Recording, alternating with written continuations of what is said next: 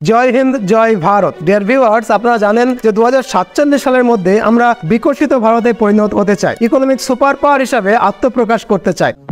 When I first visited the US as a Prime Minister, India was the 10th largest economy in the world. 10th. Today, India is the 5th largest economy.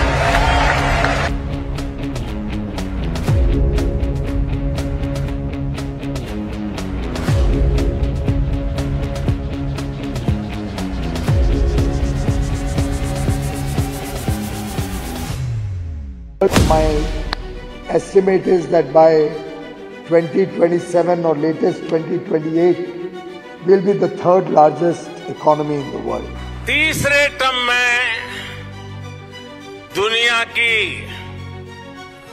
पहली 3 economies में एक नाम भारत का होगा।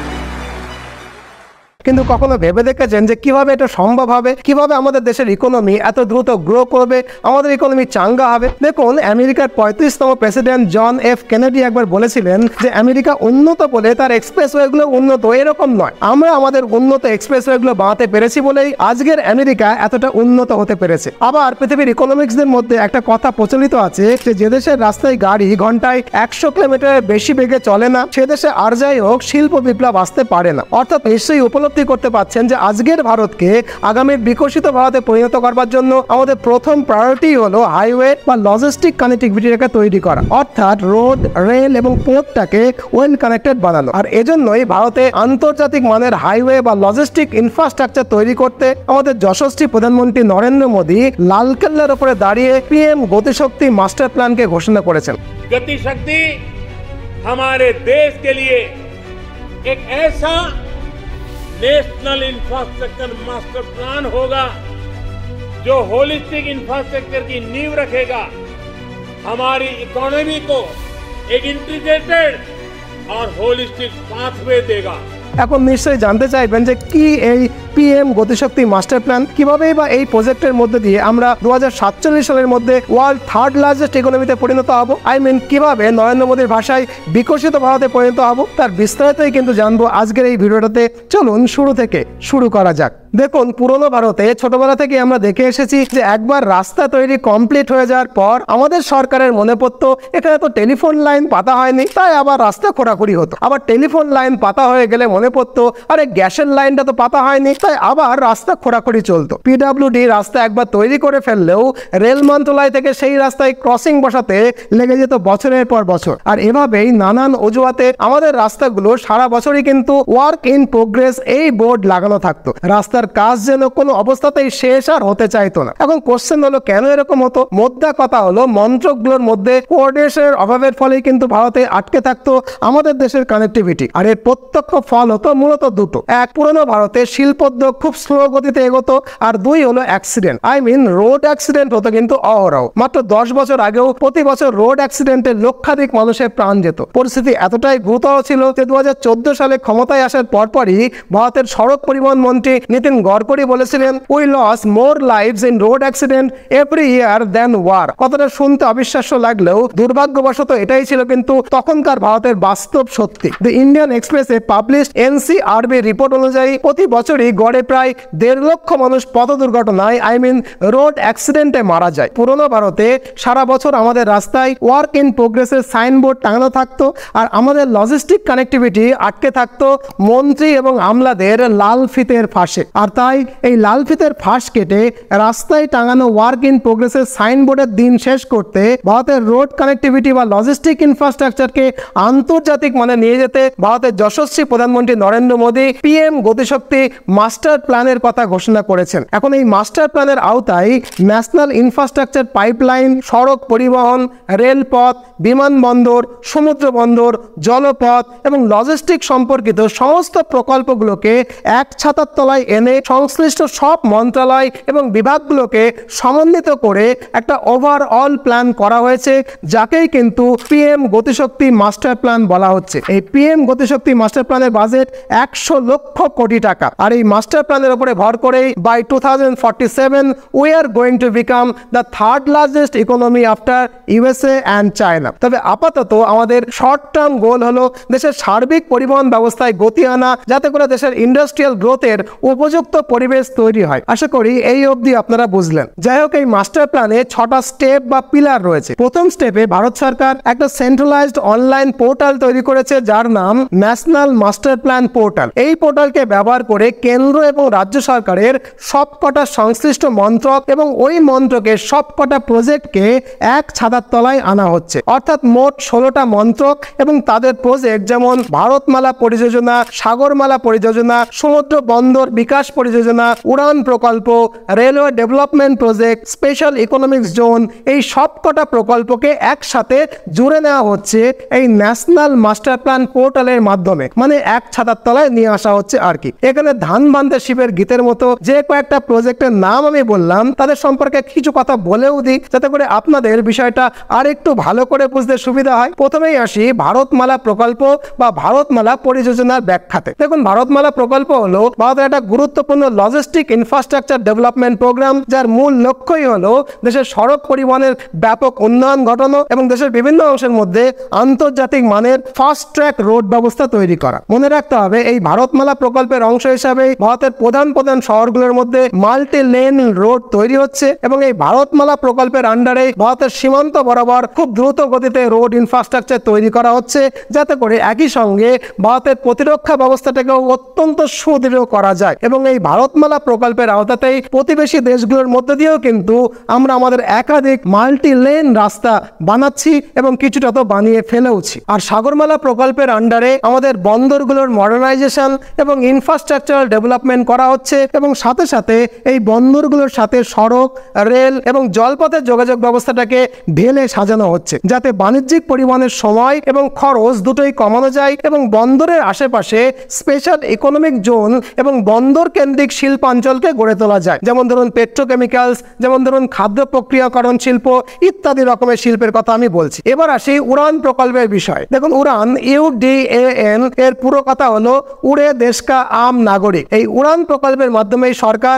অব্যবহৃত বিমানবন্দরগুলোকে নতুন করে ঢেলে সাজাচ্ছে, আবার একই সাথে নতুন নতুন রুটে বিমান চলাচল করবার জন্য নতুন নতুন বিমানবন্দর তৈরি করছে, যাতে করে সাধারণ মানুষ কম খরচায় বিমান ভ্রমণ করতে পারে। নেক্সট হলো রেলওয়ে ডেভেলপমেন্ট প্রজেক্ট। এর মধ্যে বন্দে ভারত, বুলেট ট্রেন, এগুলোর কথা আপনি অলরেডি জানেন। নতুন যেটা বলবো সেটা হলো ডেডিকেটেড ফ্রেইট করিডর, মানে হলো মাল পরিবহনের জন্য আলাদা রেল লাইন পাতার ব্যবস্থা করা হচ্ছে। আগামীর বিকশিত ভারতে যাত্রী পরিবহন এবং মাল পরিবহনের জন্য কিন্তু আলাদা আলাদা রেল লাইন থাকবে, যাতে করে পরিবহনে গতি আসে এবং দুর্ঘটনাটাকে অনেকটা কমানো যায়। এটা অবশ্য এখন আমাদের দেশে নেই।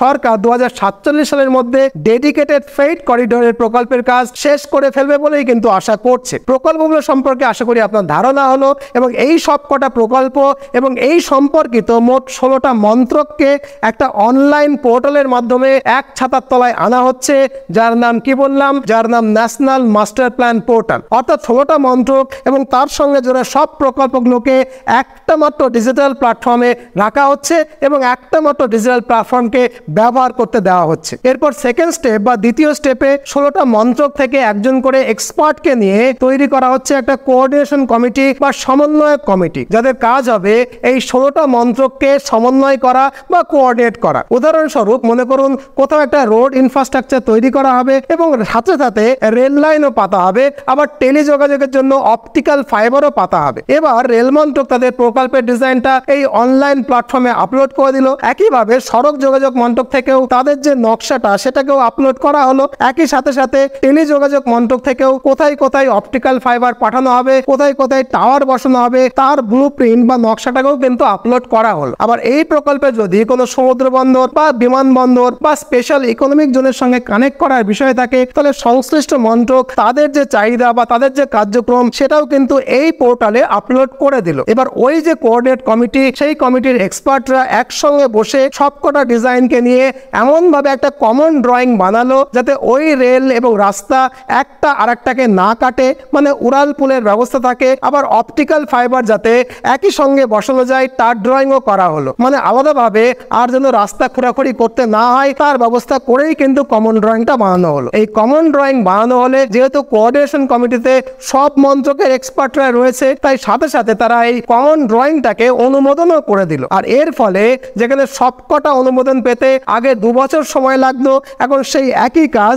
3 মাসের মধ্যে কিন্তু হয়ে যাচ্ছে। আবার সারা বছর রাস্তায় ওয়ার্ক ইন প্রোগ্রেস এই সাইনবোর্ড লাগানোও কিন্তু থাকছে না। রাস্তার কাজ মন্ত্রকগুলো লাল ফিতের ফাঁসেও কিন্তু আর আটকে থাকছে না। এই প্রকল্পের কিন্তু এটাই মূল উদ্দেশ্য ছিল, আমি কিন্তু শুরুতেই সেটা বলেছি। এবার আসি এই প্রকল্পের তৃতীয় অংশে বা তৃতীয় স্টেপের আলোচনায়, যেটা হলো প্রায়োরিটাইজেশন বা অগ্রাধিকার বা প্রাধান্য। দেখুন, যেহেতু আমরা এখানে একসঙ্গে 5টা-6টা প্রজেক্টের কাজ একসঙ্গে এক্সিকিউট করতে চাইছি, তাই খুব স্বাভাবিকভাবে প্রশ্ন উঠবে যে কোন কাজটা আগে করা হবে আর কোন কাজটাই বা পরে করা হবে। কারণ এক্ষেত্রে মনে রাখতে হবে ভারতের বিভিন্ন রাজ্যের জমি অধিগ্রহণের আইন আলাদা আলাদা, আবার প্রজেক্টের সাইটের জিওগ্রাফি বা ওয়েদারও কিন্তু ভারতের বিভিন্ন জায়গায় বিভিন্ন। মানে বলতে চাইছি, আন্দামানে কাজ করতে গেলে আগে কিন্তু আমাদের পোর্ট বানাতে হবে, বন্দর বানাতে হবে, তারপরে বানাতে হবে রাস্তা। আবার অরুণাচল প্রদেশে আগে রাস্তা বানাতে হবে, বাকি কিছু পরে করতে হবে। আবার যদি লাদাখে আমরা ইনফ্রাস্ট্রাকচার বানাতে চাই, তাহলে সবার আগে বড় সাইজের কার্গো বিমান নামতে পারবে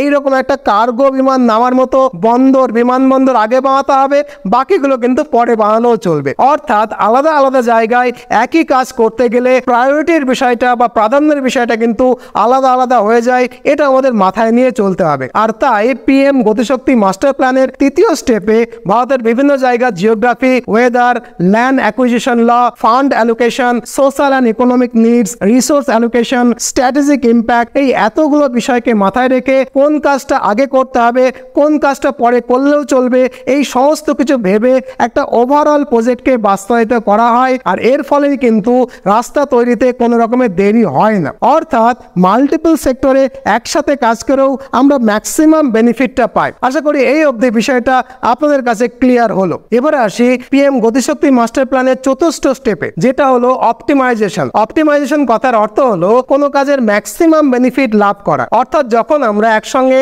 6-7টা প্রজেক্টকে বাস্তবায়িত করব, তখন সর্বনিম্ন শক্তি, অর্থ এবং রিসোর্স ব্যবহার করে সেখান থেকে যাতে সর্বোচ্চ পরিমাণের বেনিফিট আমরা পাই, এটা মাথায় রেখে কাজ করতে হবে। এজন্য বেশ কয়েকটা প্যারামিটারকে ভারত সরকার অ্যাক্টিভ করছে। যেমন আমাদের ইসরো এর নিজস্ব জিওগ্রাফিক ইনফরমেশন সিস্টেম বা জিআইএস সিস্টেম, স্যাটেলাইট ইমেজ এবং ডেটা অ্যানালিসিসকে একসাথে ব্যবহার করে ইনফ্রাস্ট্রাকচার সাইটের মোস্ট এফিসিয়েন্ট রুট, লোকেশন এবং মেথড অফ কনস্ট্রাকশনকে অনায়াসেই ঠিক করে ফেলছে। আগেকার দিনে যেখানে সাইটে গিয়ে ইঞ্জিনিয়াররা সাইট দেখে সিদ্ধান্ত নিত, এখন কিন্তু দিল্লিতে বসে ইসরোর স্যাটেলাইটকে কাজে লাগিয়ে এই সিদ্ধান্ত অনায়াসেই নিয়ে নেওয়া হচ্ছে। আর এজন্যই আজকের ভারতের ইনফ্রাস্ট্রাকচার তৈরির কাজটা কিন্তু রকেটের গতিতে এগোচ্ছে, এটা আপনারা নিশ্চয়ই উপলব্ধি করতে পারেনও। একই সাথে এই গতিশক্তি প্রকল্পের আন্ডারের পঞ্চম স্টেপটা হলো আমাদের ইসরো তার নিজস্ব জিআইএস এবং লাইভ স্যাটেলাইট ইমেজকে একসঙ্গে ব্যবহার করে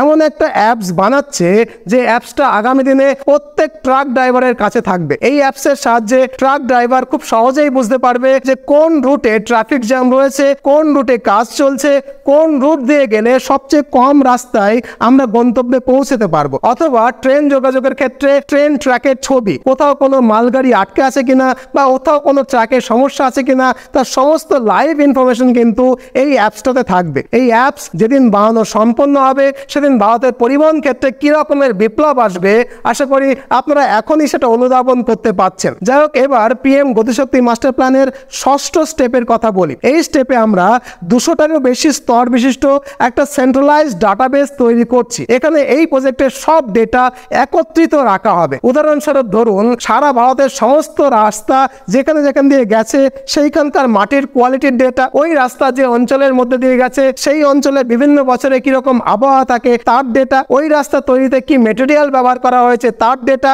বা তার ডিজাইন বা কোনো কোম্পানি কন্ট্রাক্ট পেয়েছিল তার অনুমোদন, কেন্দ্রীয় অনুমোদন, রাজ্যের অনুমোদন, পৌরসভা বা পঞ্চায়েতের অনুমোদন, বা কোনো কোর্ট কেস যদি হয়ে থাকে সেই কোর্ট কেসের কপি, আবার রাস্তার অতীত, রাস্তার বর্তমান, রাস্তার ভবিষ্যৎ পরিকল্পনা, ওই রাস্তার রোড অ্যাক্সিডেন্টের পরিসংখ্যান কেমন। মানে বলতে চাচ্ছি এরকম 200টি স্তর বিশিষ্ট ডাটাবেস তৈরি করা হচ্ছে এবং একসঙ্গে রাখা হচ্ছে, যাতে যে কোনো সময়ে যে কোনো প্রয়োজনে মাত্র একটা ক্লিকেই যে কোনো দরকারি ইনফরমেশন আমাদের চোখের সামনে অনায়াসেই ক্লিক করলেই চলে আসে। আগে যেমন একটা ফাইল একটা দপ্তর থেকে আরেকটা দপ্তরে পৌঁছতে মাসের পর মাস লেগে যেত, এখন সেই ফাইল একটা ক্লিকে যে কোনো মন্ত্রকে বসেই কিন্তু খুলে ফেলা যাবে এবং দেখে নেওয়া যাবে। আর এই বিশাল ডেটাকে অ্যানালিসিস করবার জন্য ভারত স্বপ্রযুক্তিতে তৈরি সুপার কম্পিউটার পরম রুদ্রের সাহায্য নেবে, যে পরম রুদ্রের কথা আপনারা রিসেন্টলি বিভিন্ন নিউজে শুনেছেন। তো এই হলো প্রধানমন্ত্রী গতিশক্তি প্রকল্পের 6টা স্তম্ভের আলোচনা। আশা করি এই আলোচনা থেকে নিশ্চয়ই বুঝতে পারলেন যে মাননীয় প্রধানমন্ত্রী গতি শব্দটাকে অনেকগুলো ডাইমেনশনে বলতে চেয়েছেন। গতি বলতে তিনি রাস্তার যান চলাচলের গতিকেও বুঝিয়েছেন, আবার গতি বলতে তিনি রেলের গতি, পোর্ট বা বিমানবন্দর নির্মাণের গতি, মন্ত্রক থেকে প্রজেক্টের অ্যাপ্রুভ করার গতি, ডিজিটাল গতি, ল্যান্ড অ্যাকুইজিশনের গতি, প্রজেক্ট প্ল্যানের গতি, ডিসিশন মেকিং বা এক্সিকিউশনের গতি, এক কথায় সর্বক্ষেত্রের গতিকে একসঙ্গে বোঝাতে চেয়েছেন আমাদের যশস্বী প্রধানমন্ত্রী নরেন্দ্র মোদী। এখন আপনি প্রশ্ন করতে পারেন, এই যে গতিশক্তি প্রকল্প, এই অনুযায়ী এখনো পর্যন্ত কি কোনো কাজ হয়েছে? দেখুন, এই গতিশক্তি প্রকল্পের আওতায় আমরা ভারতমালা প্রকল্পে লাস্ট 10 বছরে কয়েক শত রাস্তা অলরেডি তৈরি করে ফেলেছি এবং রোড তৈরি করার ব্যাপারে আমরা বেশ কয়েকটা বিশ্ব রেকর্ড পর্যন্ত করে ফেলেছি। সেই রেকর্ডগুলোর কথা অন্যদিন হয়তো একটু বিস্তারিত বলবো। আজ কিন্তু একে একে আমরা যে এক্সপ্রেসওয়েগুলো বানিয়েছি তার উদাহরণগুলো আপনাদের সামনে বলি। দেখুন, যেমন দিল্লি মুম্বাই এক্সপ্রেসওয়ে, যার দৈর্ঘ্য 1386 কিলোমিটার, আগে যেতে যেখানে 24 ঘন্টা সময় লাগতো এখন কিন্তু সেটা 10 ঘন্টায় চলে যাওয়া যাচ্ছে। আবার ধরুন মুম্বাই নাগপুর এক্সপ্রেসওয়ে, যেটা আসলে 701 কিলোমিটার দীর্ঘ, আগে যেতে 16 ঘন্টা সময় লাগতো এখন কিন্তু 8 থেকে 9 ঘন্টায় পৌঁছে যাওয়া যাচ্ছে। আবার ধরুন চেন্নাই বেঙ্গালুরু এক্সপ্রেসওয়ে, যার দৈর্ঘ্য হচ্ছে 262 কিলোমিটার, এটা ট্রাভেল করতে আগে 6 ঘন্টা লাগতো এখন কিন্তু 3 ঘন্টা লাগছে। একই রকম ভাবে যমুনা এক্সপ্রেসওয়ে, যেটা আসলে নয়ডা থেকে আগ্রার মধ্যে রয়েছে, যার দৈর্ঘ্য হচ্ছে 165 কিলোমিটার, এটা ট্রাভেল করা যাচ্ছে মাত্র 2 ঘন্টায়। অবিশ্বাস্য হলেও কিন্তু সত্যি। আবার ধরুন Bangalore Mysore expressway lane 118 kilometre, এটা মাত্র 1 থেকে 1.5 ঘন্টার মধ্যে আমরা এখন ট্রাভেল করে ফেলতে পারছি। আবার রেল কানেক্টিভিটির ক্ষেত্রে আপনারা জানেন যে বন্দে ভারত বুলেট ট্রেনের কাজ শুরু হয়েছে এবং অনেকটা এগিয়েও গেছে, যদিও মাল পরিবহনের জন্য ডেডিকেটেড ফ্রাইট করিডর এখনো বানানো হয়নি। এটা আগামী 10 বছরের মধ্যে বানানো সম্পন্ন হবে বলেই আশা করছি। প্রধানমন্ত্রী গতিশক্তি প্রকল্প যে গতিতে বাস্তবায়িত হচ্ছে, তাতে এটুকু আশা করাই যায় যে আগামীর বিকশিত ভারতে অনায়াসে আন্তর্জাতিক মানের নিউ ইন্ডাস্ট্রি এবং স্টার্ট আপস তৈরি হবে, এমপ্লয়মেন্ট জেনারেট হবে এবং যার ফলস্বরূপ কিন্তু আমাদের দেশের ইকোনমিতে একটা বুস্ট আপ আসবে। আর এই গতির উপরে দাঁড়িয়েই 2047-এর মধ্যে আমরা নিশ্চয়ই পৃথিবীর 3য় বৃহত্তম আর্থিক শক্তি হিসেবেও আত্মপ্রকাশ করতে পারবো। একথা আমি বিশ্বাস করি এবং এই ভিডিওটা দেখার পরে একথা নিশ্চয়ই আপনিও বিশ্বাস করবেন। আর প্রধানমন্ত্রী গতিশক্তি প্রকল্প বাস্তবায়িত হলে সবচেয়ে ভালো যে কাজটা হবে সেটা হলো প্রতি বছর অ্যাক্সিডেন্টে যে লক্ষাধিক মানুষ মারা যায় সেই সংখ্যাটা অনেকটা কমে আসবে বলেই আমি আশা করছি। ভিডিওটা ভালো লাগলে নিশ্চয়ই লাইক করবেন, কমেন্ট বক্সে কমেন্ট করতে ভুলবেন না। আর যদি এই চ্যানেলে নতুন হন, এই রকম ভিডিও পেতে চ্যানেলটাকে সাবস্ক্রাইব করে নিতেও ভুলবেন না। নতুন ভিডিও নিয়ে আবার দেখা হবে। ততদিন ভালো থাকুন, সুস্থ থাকুন, সর্বদা ভারতের পক্ষে থাকুন। জয় হিন্দ, জয় ভারত।